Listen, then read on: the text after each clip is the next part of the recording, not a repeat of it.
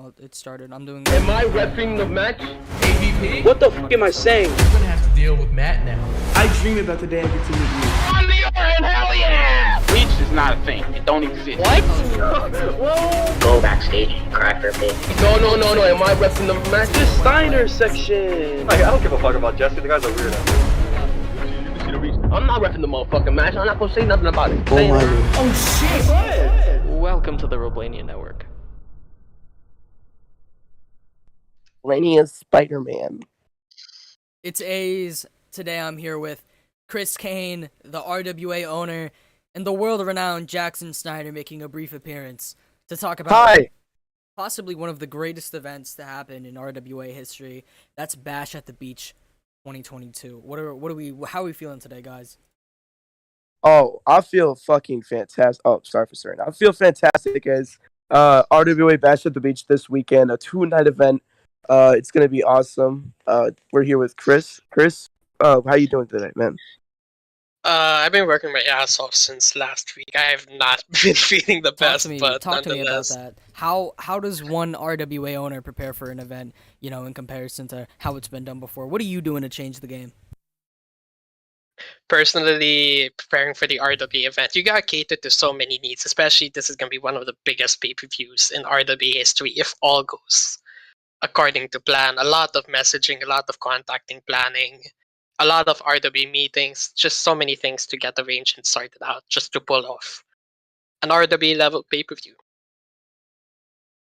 You say you've been successful so far. Tell me, what has the feeling been for the competitors in there? We saw on the papers that were signed, the loser versus Justice and Ken. One of them has to step down. One of them is leaving the community. How does it feel how do they feel? Are they stressed? Are they anxious? That is nuts! I'm not even gonna lie to you. This stipulation is getting to their heads, especially Ken. There is a lot at stake here. One person is losing their legacy. One person is losing their childhood. It's gonna be interesting how this match goes down, and it's gonna be more insulting if one of them gets squashed in this match. This is first to 10, so anything can happen. I just gotta ask, whose idea for this stipulation was it? Was it your idea? It wasn't my idea actually. Here's the thing: we've seen Justice and Ken so many times. They've had, I think, 14 matches, 15 matches, if I'm not mistaken, over the span of how many years exactly. And it's makes you wonder what is there to expect from this match, or what's different with this match. Not a lot, quite frankly. So this was an idea of Tam's to them, dude, career on the line, one of you guys retire right now. And then hours of conversations later, it finally happened. You gotta wonder, man. These two, they've been in the game for such a long time. If I'm gonna speak personally a little bit, I've been watching the Twitter of Unstable Ken, seeing how much he's training, seeing how much he's dedicated. There's no other this is the problem, man. This is the problem with a lot of these matches, is that they happen all the time. And as you said, the stakes for someone to have to step down for their career, this has been, for a lot of us, half my life, sadly, was on this website. So you gotta admit, when you lose this, not only are you gonna lose a thing that you love, that you come back to maybe every summer, maybe every year, you come back to it, but you're also gonna get clowned on. That's the thing about these matches, is that when you lose, Jackson, on first account how it feels to be clowned on. Everyone is gonna make fun of you. Nobody is gonna like you. You are going to be a loser, and that's for me why I think this match means so much. Jackson, if you could speak a little bit onto it, what do you think makes this a standout match in the community? Well, first of all, I'm not going to take that level of disrespect, and we're going to talk about that a little after we're recording. But to answer that question, Ken and Justice League, yes, they've fought many times, but for it to be a loser to retire, that does set the stakes 500% more, okay? It's going to be huge, and honestly, it's probably the most everyone is looking forward to this match more than any other for this weekend. I mean, yes, we do have two of the biggest GMT giants going at it.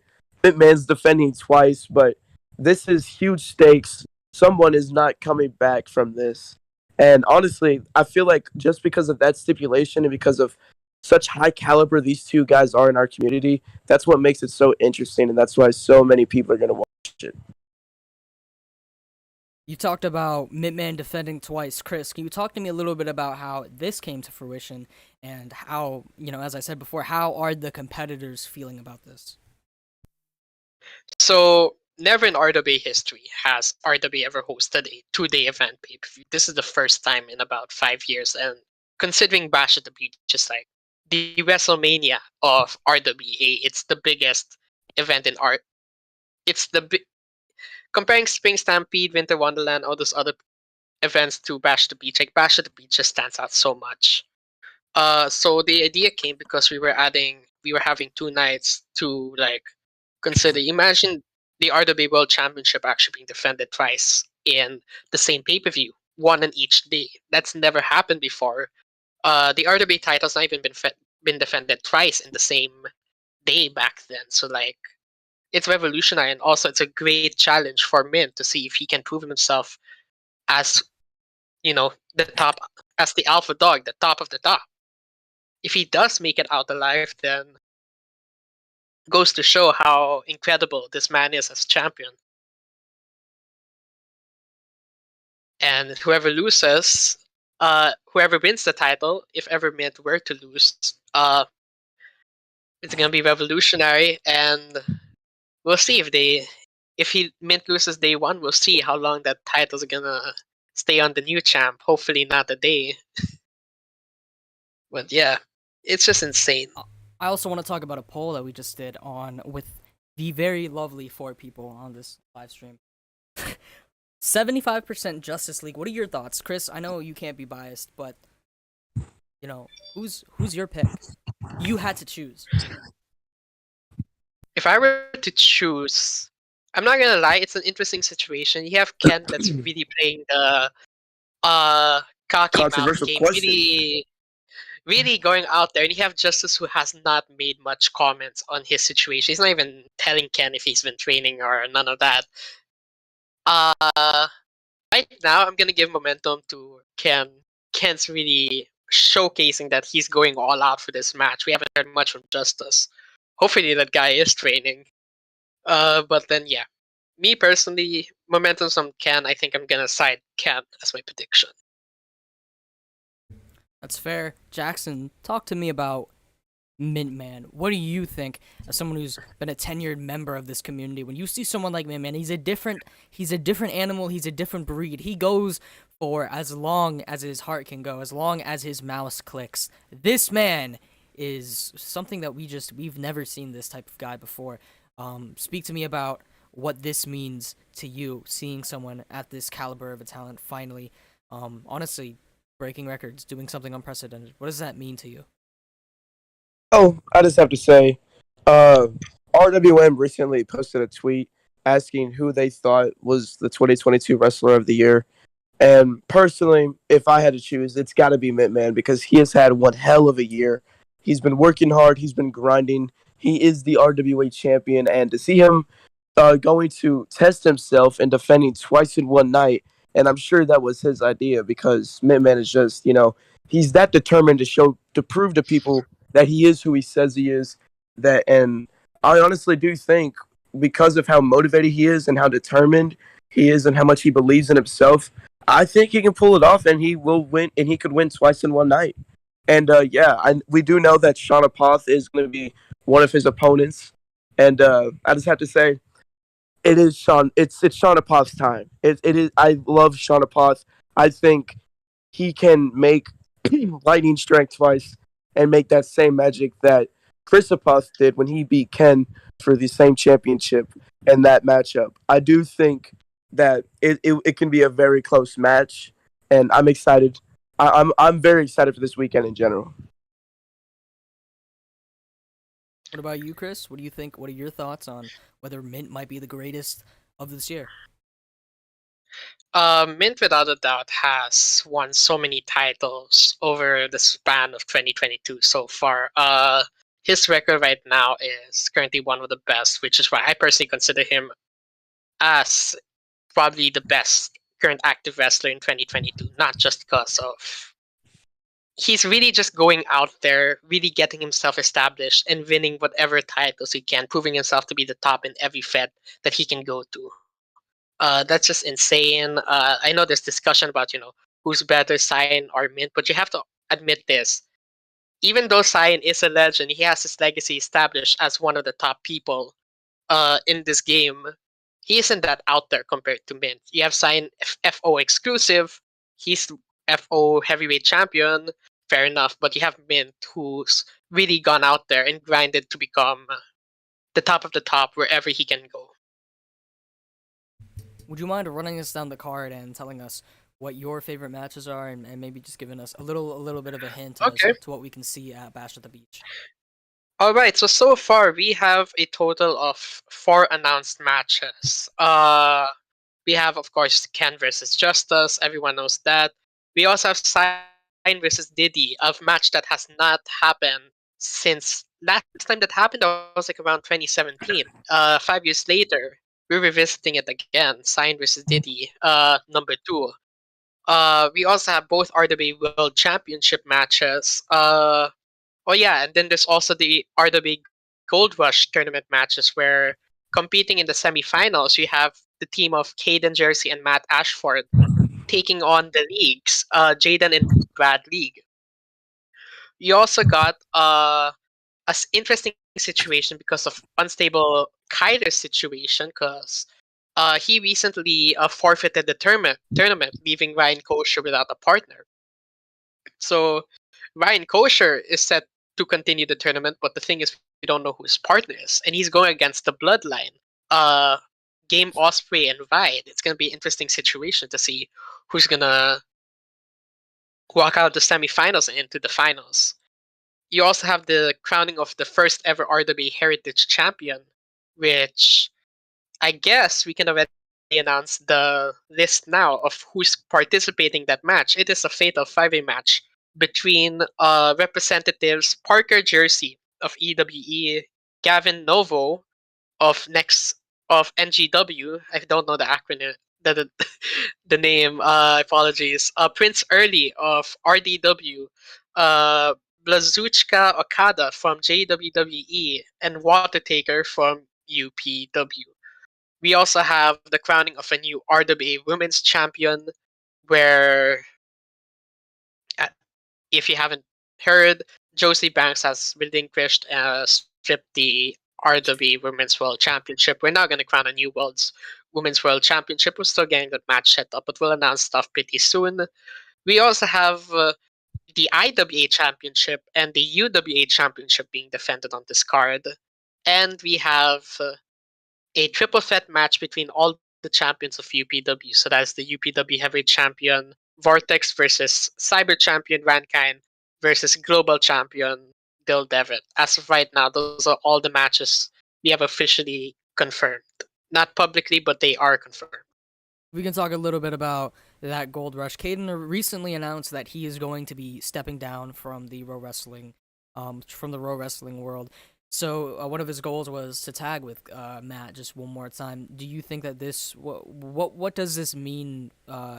Maybe Jackson, you can give a little bit, because I know you are one of Caden's biggest fans. You made that very vocal. This could possibly be one of the last times that we see Caden and Matt tagging in the community. What does this mean, and how does this change their mental state? Yeah, you keep cutting out. Can you repeat that one more time? What does this mean to Caden and Matt? Because Caden's retiring, I believe.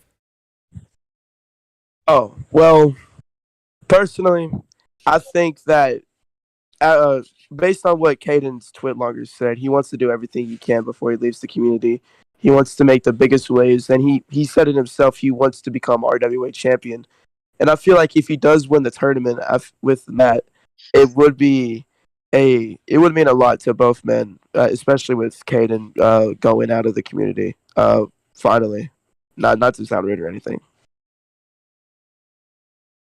Chris, personally, what do you think about the Gold Rush tournament? How is that shaping up? How are people really, really amping up their efforts in order to get their win at Bash at the Beach?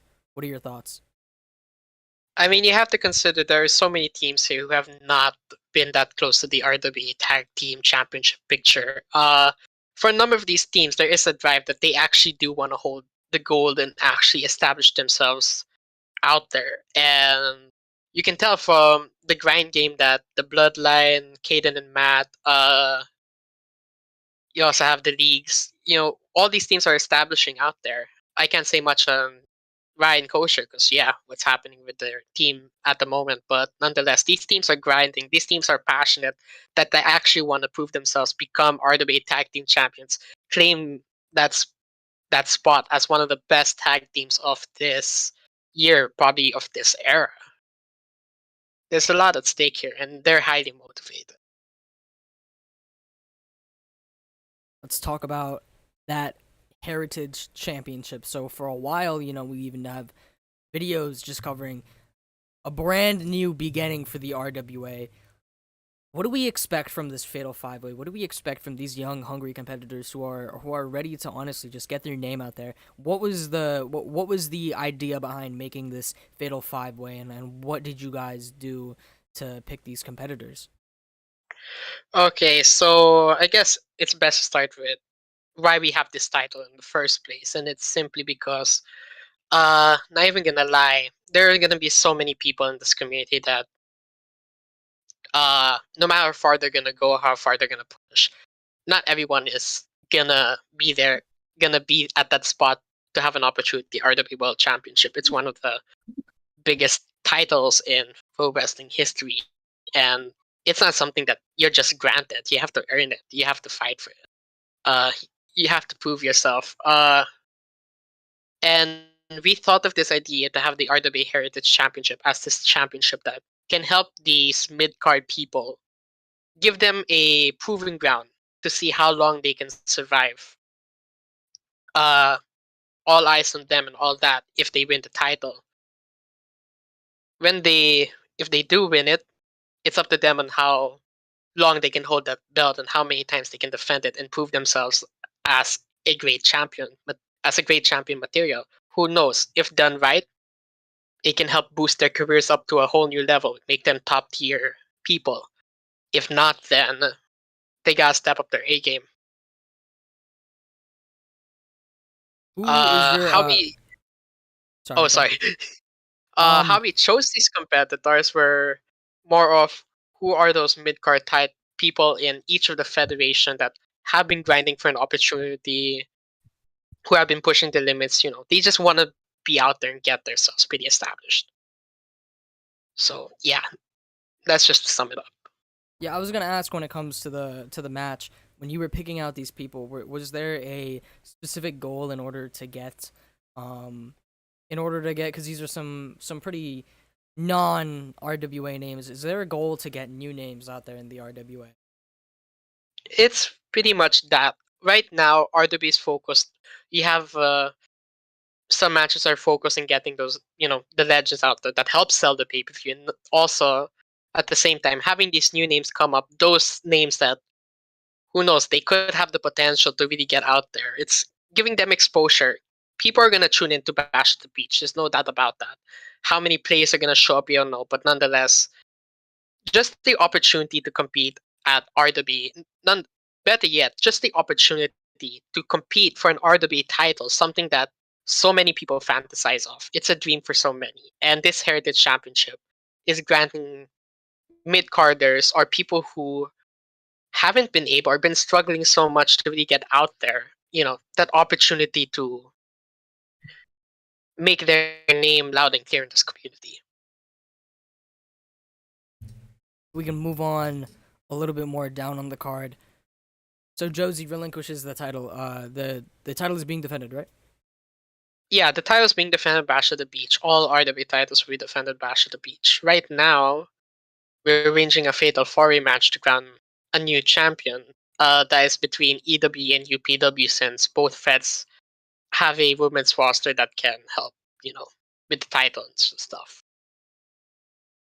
Can you give us any insight onto why this title was relinquished, and maybe let the people know what the future of it holds?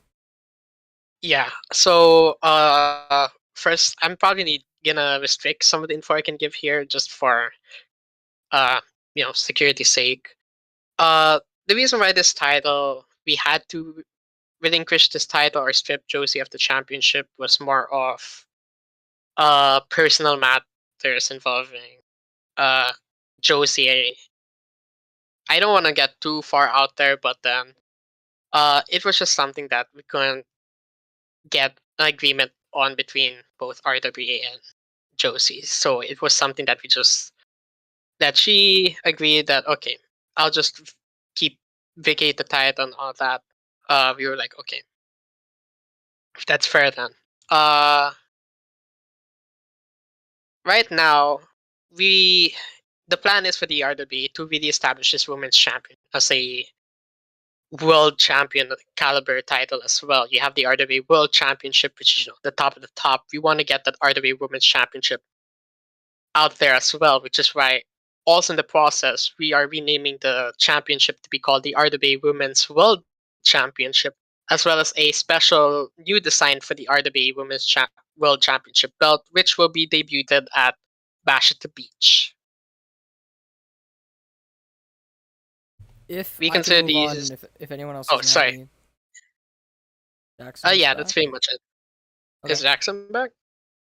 I don't know, but I want to talk about there Okay. being two alliances. Never has there been a more filled up alliance bag than right now. We've got the most amount of feds, we got the most amount of people, we got the most amount of alliances all in one night. These people are coming together. You're getting the IWA championship and you're getting the UWA championship defended on one night. Now that is a high that's a high caliber show. And why did you choose not just IWA but also UWA? Why did you choose them both to be a part of this event, and how has the communication between you and the owners been? So I'm more of a humanitarian. I've always sided more on I'd rather not want to start war and beef with all these groups. Rather, if we could come to mutual terms with all these with these rising alliances, the better. I considered it. Uh, so I went to approach UW IWA. Light, of course. He's associated with the RWA. RWA and IWA are on good terms, but for UWA, that was something interesting. We want to help, honestly, get exposure for the UWA out there, United Wrestling Alliance, owned by Unstable Travis. I'm not talking about the other UWA, the entire situation. Uh, Conversations in terms of me and Travis, they're good conversations, a lot of good talks. He comes to me for advice, I give him my advice, because uh, I'm at the RWA and I've been here since January. I have experiences for the past 8 months, I'd say. Uh, I, Me personally, I just want to help with getting the UW out there, giving them more exposure, and really helping establish them, associating them with the RWA, and in return, you have those people who support the UWA who can also tune into the RWA, check out their events, and even support the UWA at Bash at the Beach when the UWA title is going to be defended. It is currently wide versus a mystery opponent, to which we will not know until when the pay-per-view comes.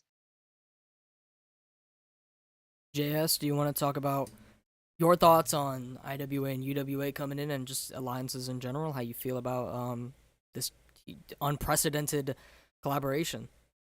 Well, I just want to say I touched on it a little bit on the newest Steiner section that's coming out later this week. First of all, I think it's exciting for the RWA, and not just for the RWA, but for all alliances involved. And honestly, I kind of saw this coming because Chris is. I don't want to. Chris, you're such a good fucking guy, man. Chris is such a good guy. He's so nice, and of course wants to spread positivity in the community, and of course bringing bringing these alliances together. Of course, as he said, does open the door for just positive vibes for everyone, and no negativity, no drama across alliances. So it's a better way of bringing the community together. One small step at a time. JS was very positive about that, but I gotta ask, you got two different alliances. we're not gonna say whose is better, but hey, you've got two different alliances. What are your thoughts on how these two are shaping up, getting closer, stepping up the ladder of well, honestly, to put it very bluntly, the ladder of relevancy. Chris, who do you see here as, you know, the alliance? I mean, honestly, I understand the argument that RWA has kind of been declining over the last 2 years since 2021. And right now, my position in the RWA is really to recover whatever damage has been done since Ken dropped the RWA. That's where I consider the RWA starting its decline as soon as Ken stepped away from his lead executive role. But in terms of relevancy for UWA, IWA, I'm not even gonna lie, I'm taking my time in this question. I'm trying to process it right. But He doesn't want to offend anybody. It's fair because yeah, these two have put in a ton of work. Light Lord, they're both like hip hop recording artist. He's making moves not just in the alliance world, but also in the studio booth. You gotta wonder. Like, look, I'm asking you, Multi-platinum man. recording artist, I'm asking you, international superstar. which one is more gas or what? yeah. I want to talk. They're both great alliances. They both have something different to offer.